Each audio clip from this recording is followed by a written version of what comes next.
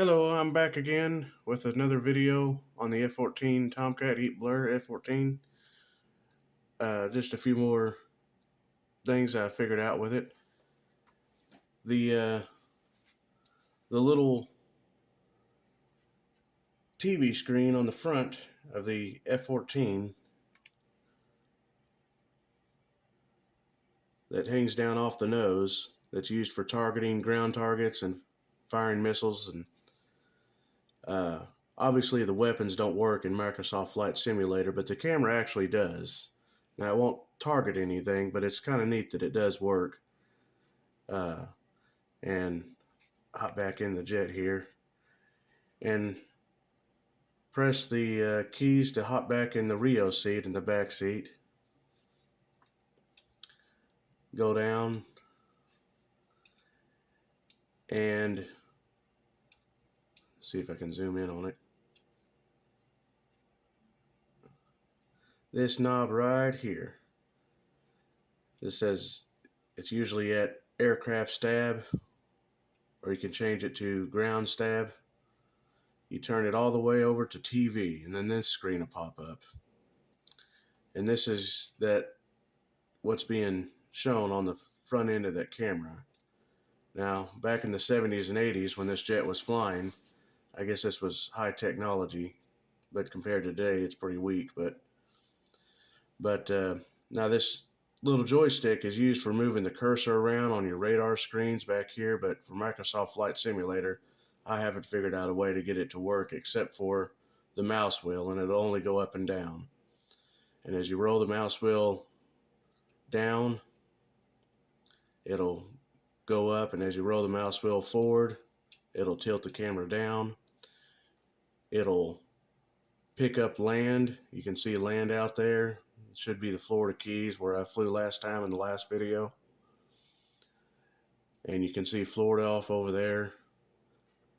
And now, of course, people flying in DCS and, that have this jet know all about this and how to operate it. And it'll actually lock onto ground targets, and you can fire weapons and all that, but you can't do that in Microsoft Flight Simulator.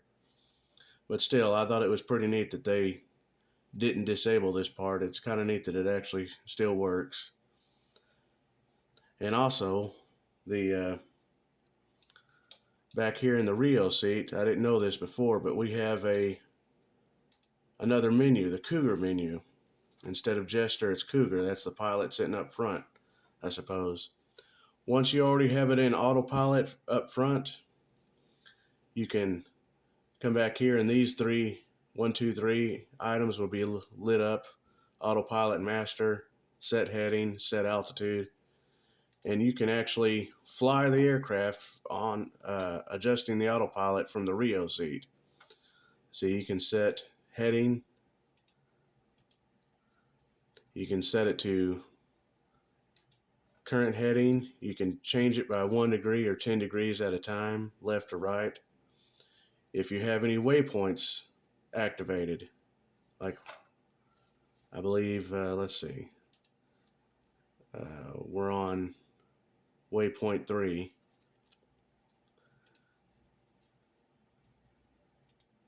He will fly to that waypoint, that destination. He'll turn the aircraft and line it up with that waypoint.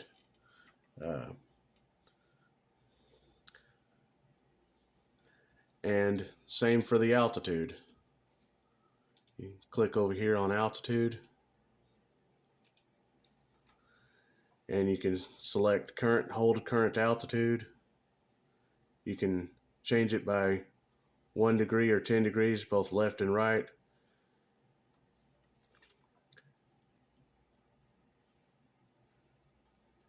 And let's see, altitude. Why didn't it click on that? There we go, altitude. I knew I already went over that once. Yeah, you can increase altitude, decrease altitude by 100,000 or 5,000 feet at a time, or hold current altitude. Sometimes these buttons, you click on them and it brings up a different menu. it's a little bit finicky.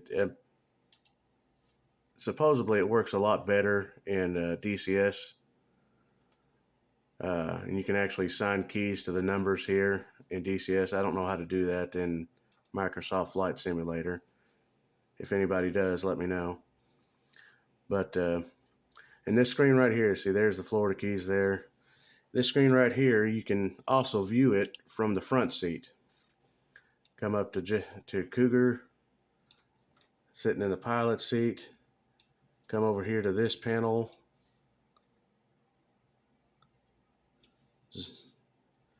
And the VDI, under mode, it's usually set to normal. Switch it to TV. And then, yeah, it's a darker screen than what Chester's seeing in the back. But you can see what he's seeing.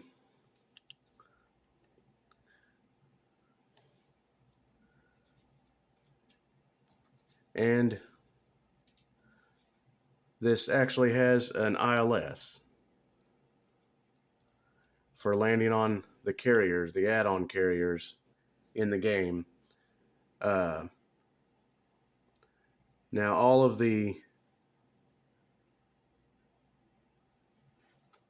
most of the carriers, the frequency for the ILS is 2.3, I believe. And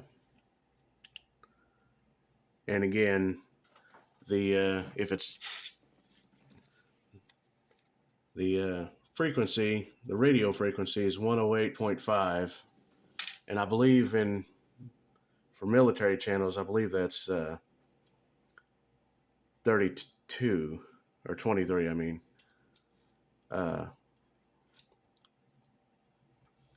let's see. And I believe that's all I figured out so far about any of the other functions.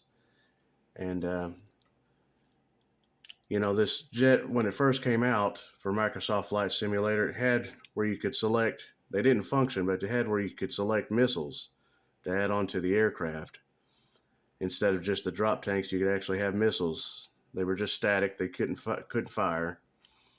And they put out an update, and I debated back and forth whether or not to update the aircraft.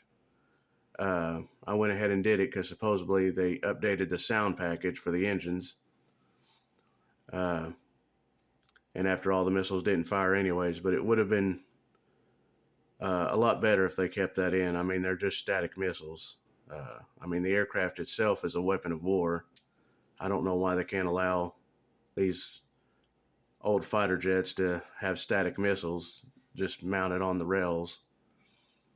I know a lot of people have been talking about that, but a lot of people refused to update it so they could keep flying this jet with the static missiles mounted on their jet. But I went ahead and updated it. Anyways, this is a really good aircraft. I think when it first released in DCS, it was something like $80, $80 or $90. So getting it on, even though it's got a lot of the features cut for Microsoft Flight Simulator, it's still a really good deal for about $35, I believe it is. I mean, that's hard to beat. The Boeing 737, the PMDG Boeing 737 is about $35 for the Dash 600. And I would say this is on par with the Boeing 737. This is high fidelity. It's got I don't know if I'd call it study level, but it's on up there. And I can't compare it to DC Designs' F-14. I don't have that one. I haven't flown it in the simulator.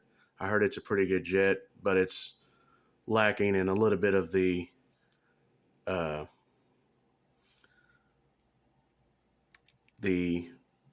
just how realistic the instruments look and how it's almost a little too polished to be a fighter jet, but I hear it's fairly accurate to heat blurs.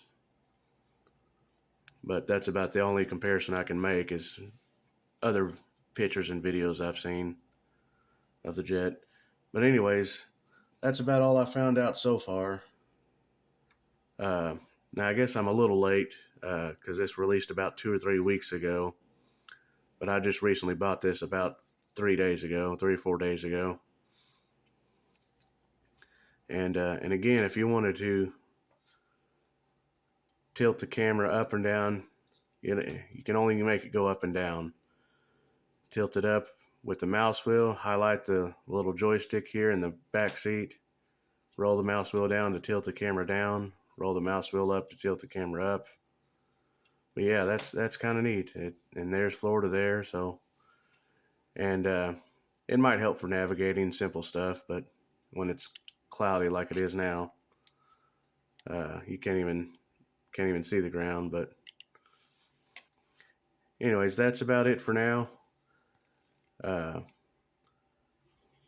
these videos, first time really making videos, and if I keep doing this, I'll have to get a camera set up and all that, and a capture card. I'm currently playing this on Xbox. A lot of limitations playing a flight simulator on a console versus a PC, but overall, it's a pretty good experience. Right now, it's got some stuttering issues here and there. Hopefully, they'll fix that in the next sim update. And I'm definitely looking forward to Flight Simulator 2024 that'll be coming out sometime next year. Anyways, that's all for now. Have a good day.